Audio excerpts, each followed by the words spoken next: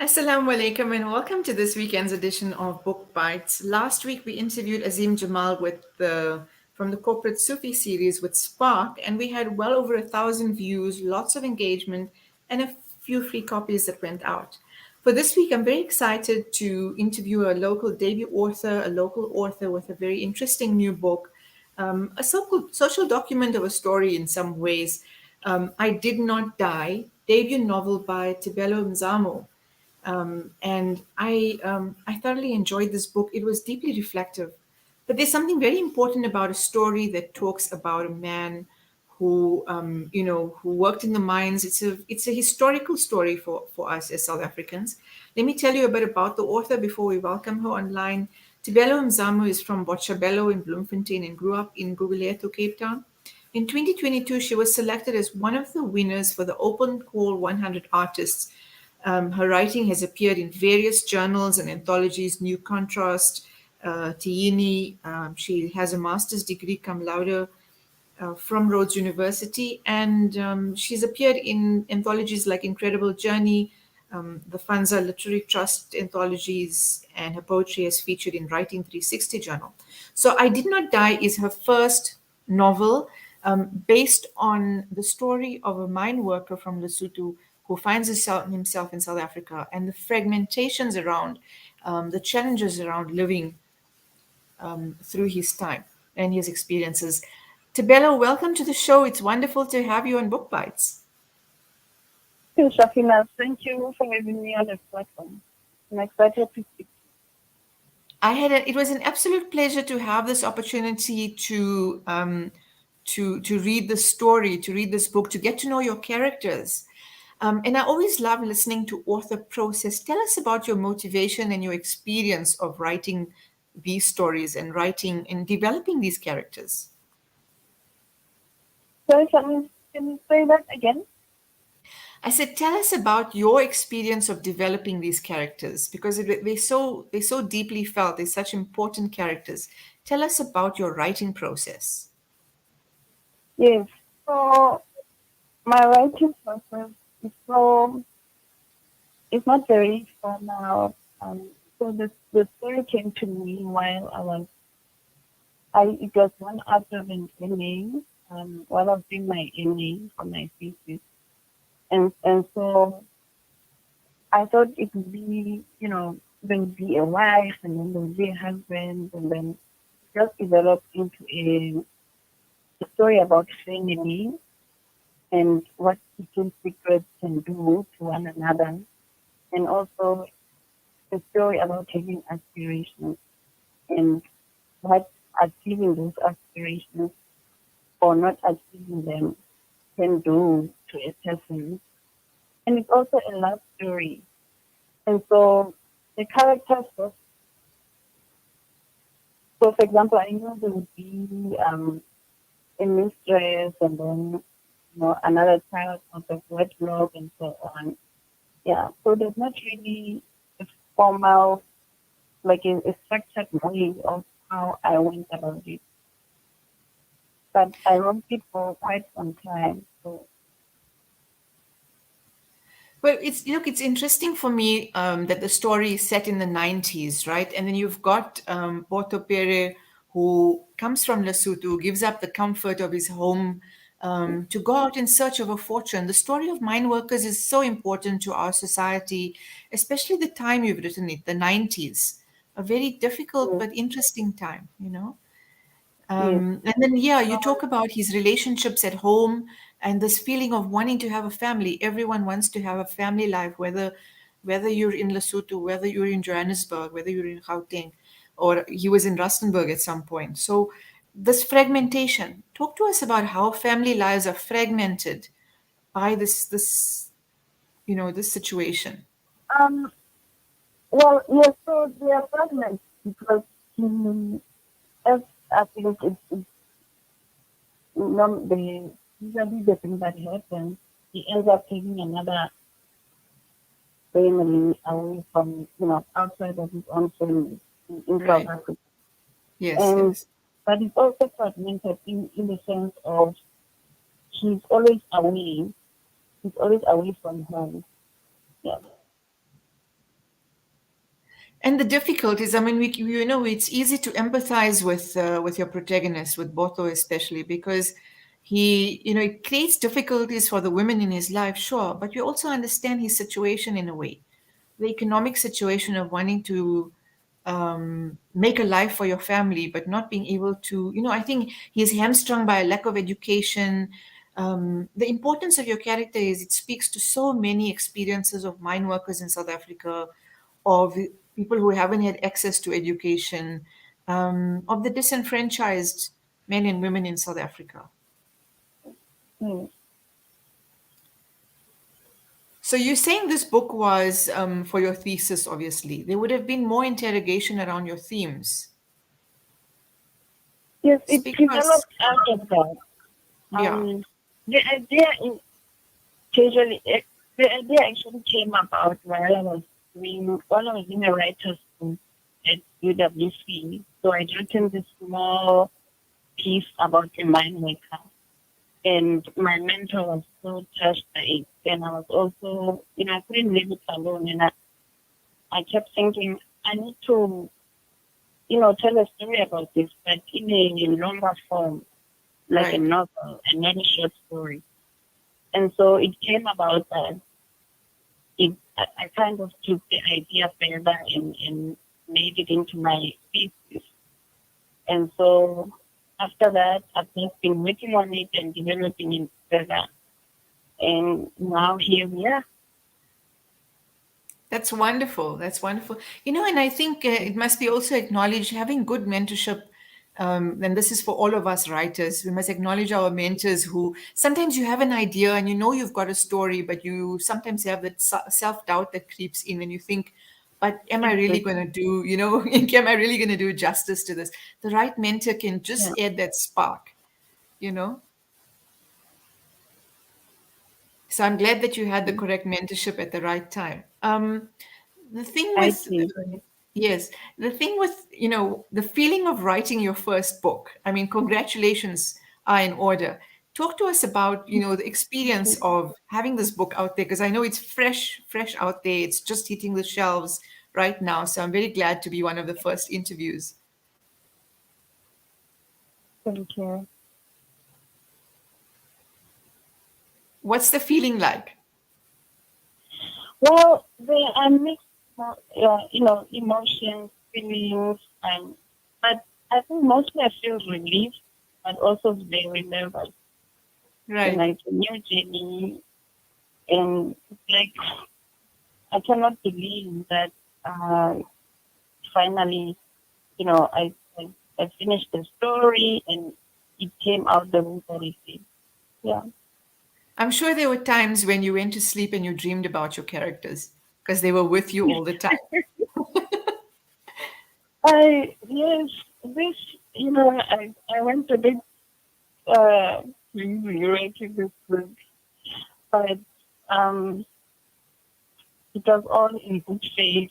Uh, I couldn't, I think even after I was done, I still wanted to just, I can really take time a bit, so that I can think around some things and so on. But I've since let go now, and I'm in acceptance, and I'm just, yeah, the characters are who they are, what they are, and how they are. Yeah. I've often heard writers say that, a book is like your child, and once you let it out there, it's like just out there. It's you feel like sending your child to school for the first time. You feel that anxiety, but also at the same time, I think it belongs to the reader now. You just let it go and say, do your thing. Yeah. I also enjoyed Tebello. I enjoyed how you deal with the human element and people's emotions because, like you said, there's Oh, thank this you.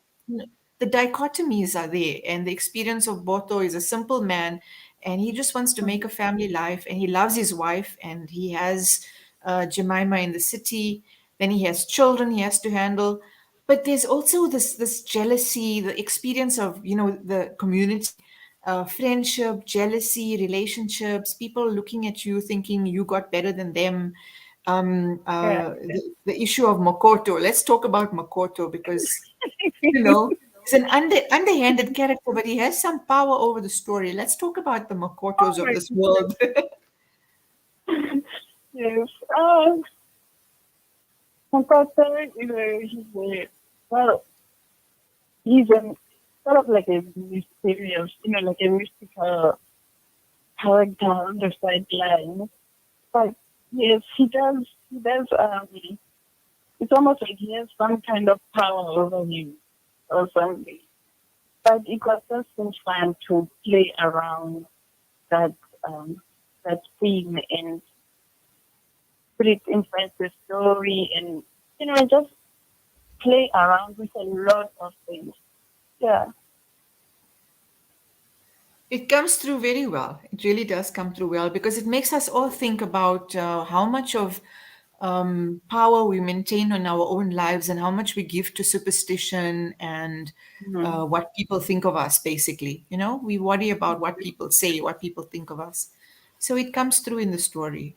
And I wonder Wow. sometimes if that gives us more impetus to make a difference in our lives, to make a success, or does it actually like drag us down? The thing of superstition. The thing of yeah, superstition, but giving power to other people, to our community, to say what are people going to think if we do this Yeah, and this. you know exactly. Yeah. it comes Because through in the then you're not story. focused on you. It's like I think somebody else has um their fate in your hands or something. Yes. But Like, truly, for me, playing around the theme of witchcraft, it made it possible for me to have those, different tensions to play around and just to continue to see how Botswana develops and maybe possibly make it, seem believable. Yeah. right. Right. But also, it could serve as stories are a nice way of telling people, well, maybe this is not the way you want to live your life. Don't give people so much power over you, you know?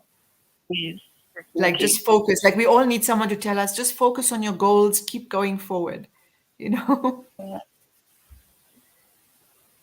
But there's also the yes, strength of your women characters. Your female characters are very strong characters in here. Whether they it's are. Tatiti, whether it's Jemina, or whether it's, the daughter, their daughter. Mm, I find them yes. strong characters just because of their circumstances. It's like they rise to the occasion and do their thing. They look after their household, they start a business, they do what they have to do. And this is also, I think, a very strong theme throughout our country. Women get up, pick Hmm. up the pieces, and they do their thing. We support each other and we Yes. live our lives. Yes. And it's so interesting how the other women, Jemina, um, background or upbringing is so different from Mtatisi.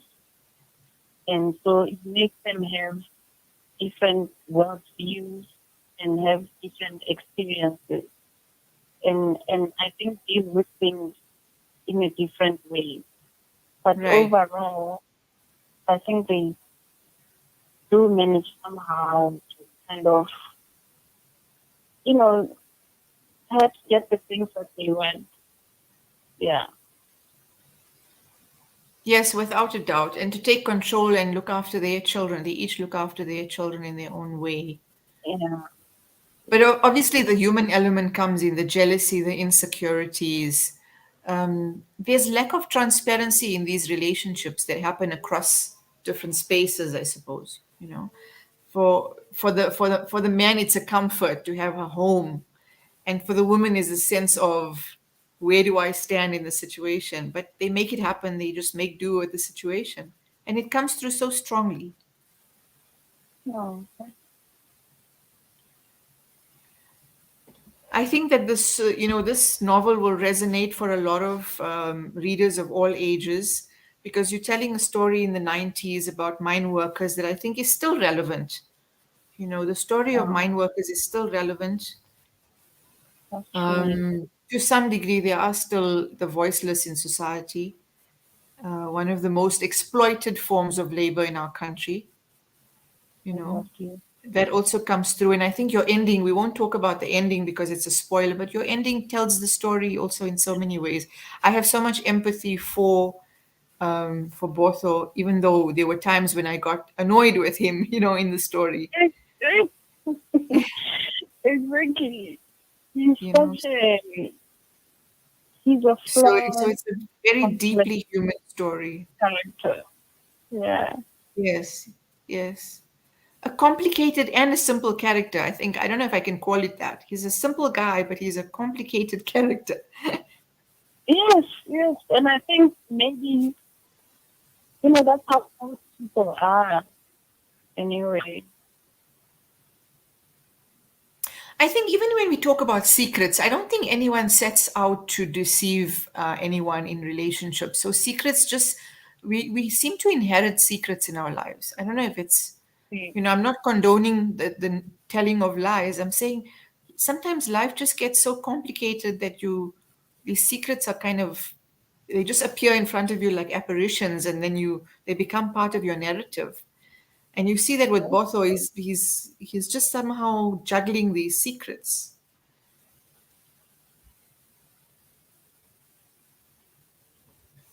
So overall, yeah, a very well-rounded story, a very thought-provoking, but also a political story, Tebello.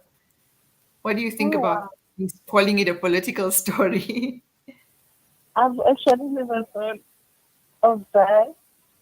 I think maybe it's because I'm still so the characters are still a bit new to me. Like I haven't, yeah.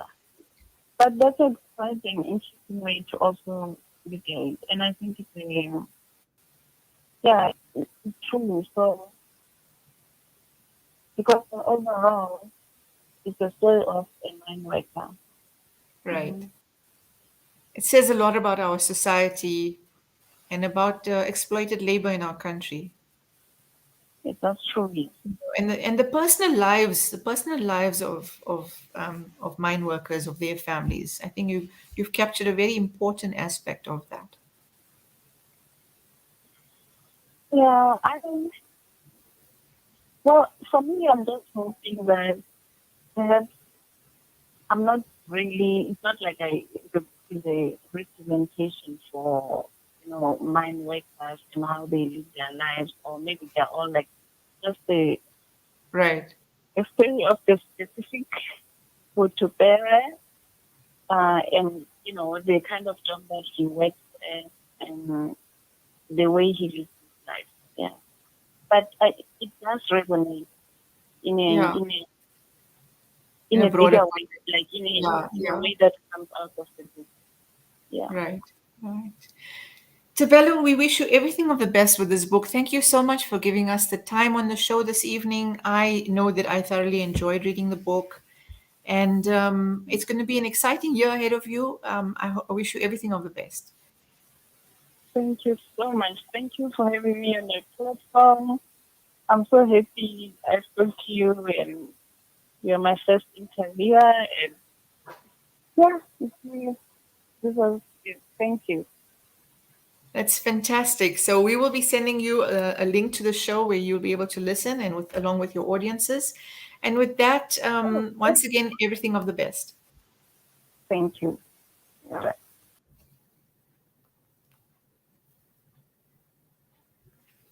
And so there you have it. We had Tebello Mzamo with I Did Not Die, a wonderful story about a mine worker from Lesotho who comes to South Africa. The story is set in the 90s, his fragmented life of looking after his family back in Lesotho, of his experiences and encounters while he's in South Africa. And obviously the commentary around human emotions, the community, living up to expectations, but also the exploitation of mine workers is something to consider in this novel. A wonderfully South African story. Make sure you get a hold of a copy. Assalamu alaikum wa rahmatullahi wa barakatuh. That's it from me this evening.